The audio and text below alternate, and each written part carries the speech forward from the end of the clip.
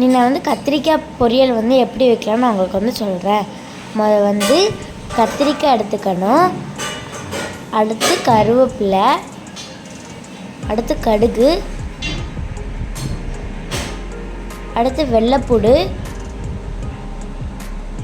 அடுத்து சின்ன வெங்காயம். அவ்வளோதான். அடுத்து கொஞ்சோண்டு எண்ணெய் ஊற்றிட்டு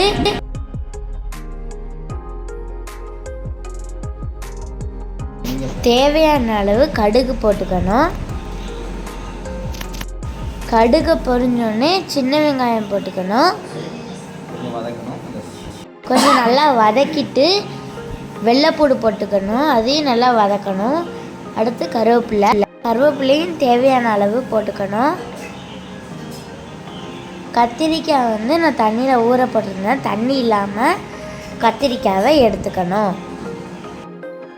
கத்திரிக்காயை எடுத்து அந்த சட்டியில் போட்டுக்கணும். அந்த தண்ணியை வந்து நான் இருத்துட்டு எல்லா கத்திரிக்காயும் சட்டியில் போட்டுட்டேன். அடுத்து மஞ்சத்தூள் நம்மளுக்கு வந்து தேவையான அளவு எடுத்துக்கணும்.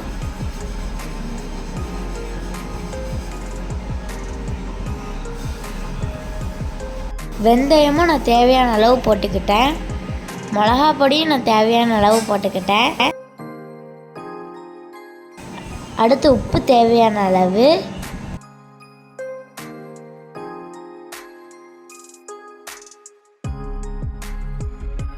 நல்லா கிண்டிக்கணும். நல்லா மசாலாலாம் கத்திரிக்காயில் ஒட்டிக்கணும். அடுத்து கொஞ்ச நேரம் மூடி வச்சுக்கணும்.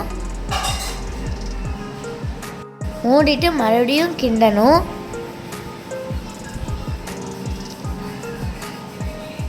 மிக்சியில் வந்து தேங்காவை வந்து தண்ணி ஊற்றாமல் அரைச்சிக்கணும்.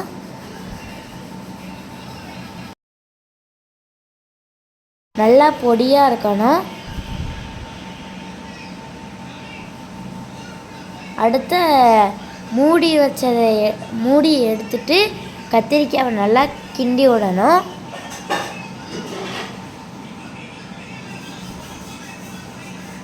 அடுத்து தேங்காவை வலித்து ஒரு பாத்திரத்தில் நான் வச்சுக்கிட்டேன்.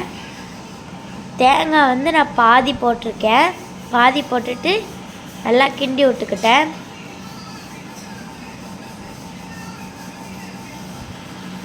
அடுத்து நான் இன்னும் பாதி இருந்ததை நல்லா பாதியாக போட்டுட்டேன்.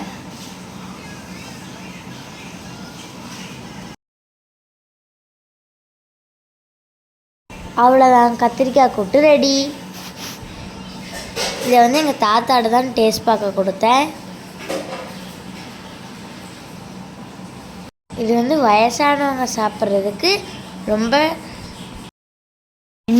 இன்னொரு தாத்தா ஆச்சி எல்லாத்துக்குமே நான் கொடுத்தேன். எல்லாருமே நல்லா இருக்குன்னு தான் சொன்னாங்க.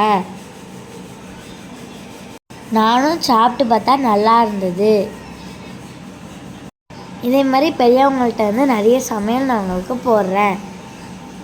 மொத்தமே நம்ம வந்து 20 நிமிஷத்தில் வேலை முடிஞ்சுது.